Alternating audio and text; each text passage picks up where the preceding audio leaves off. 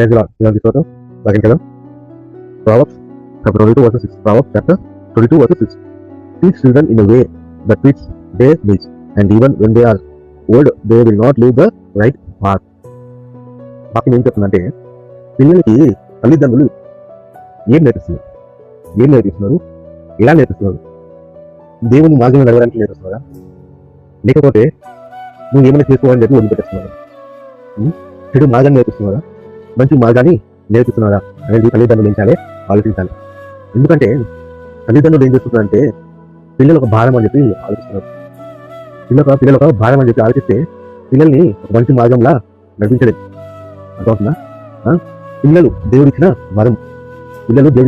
వరం కాబట్టి, ఆయన పిల్లలు ఇచ్చారు కాబట్టి ఆయన మార్గంలో నడవడానికి మనం నడిపించడానికి మనం ఉంచాలంటే నేర్పించాలి. ఆయనకి లోబడి లేక మనం ఉంచాలి, వాళ్ళని నడిపించాలి.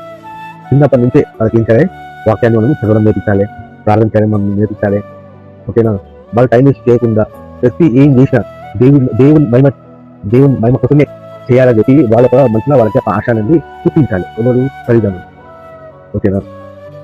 అక్కడ చేయకపోతే పిల్లలు ఏమైపోతుంది అంటే చెడు మార్గం వెళ్ళిపోతారు. చెడు ఆలోచన వాళ్ళకి ఏమైతుంది వస్తుంది. ఓకేనా? ఒకసారి నేను చిన్నప్పటి నుంచి మాట్లాడేది వాళ్ళు వింటారు, కానీ చిన్నప్పుడు మేజర్ వస్తుంది. చూడండి, 7th క్లాస్ 8th క్లాస్ అట్లా వాళ్ళు ఏమవుతుంది అంటే చదువుతారు. మేజర్ వస్తుంది. 7th class 8th class 9th class 10th class major వస్తుంది. వాళ్ళు ఏం లేదు, తల్లిదండ్రుల మాటలు విన్నారు కాబట్టి వాళ్ళని మనం చిన్నప్పటి నుంచి వాళ్ళు ఏం చేయాలంటే జాగ్రత్తగా పెంచాలి. ఓకేనా? జాగ్రత్తగా పెంచాలి. తల్లిదండ్రులకి లోబడిలాగా పెంచాలి. అదొక చిన్నప్పటి నుంచి అట్లా పెంచుకోవాలి. అది వాళ్ళకి ఎంత కాలేజ్కి వెళ్ళి అనుకోండి, కాలేజ్కి వెళ్తే ఇంకా మొత్తానికి మాట వినాలి. డిఫరెంట్ టైప్ ఆఫ్ ఫ్రెండ్స్ అనేది వాళ్ళని కలుపుతారు. చెడు మార్గానికి వెళ్ళిపోతారు.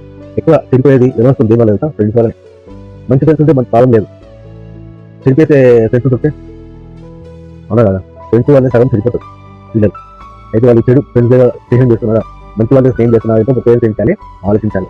వాళ్ళు మంచి మార్గం నడిపించడానికి ఆలోచించాలి. అందుకే మీకు ఈ వాక్యం, తల్లిదండ్రులకి ఈ వాక్యం, పిల్లలకి ఈ వాక్యం, జాతర ఈ వాక్యం వినండి, మరి చదవండి, బాగా అవుతుంది. ఓకేనా?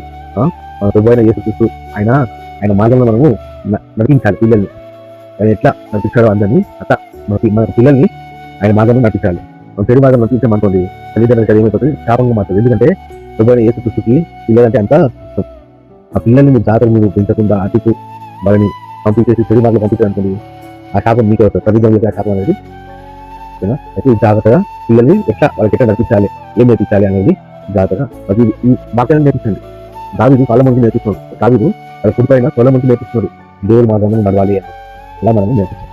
ఓకేనా? ఈ వాక్యం మంచి చదవండి, మీకు బాగా అవుతుంది. ఓకేనా? దేవుడు గురించి ఆమేన్.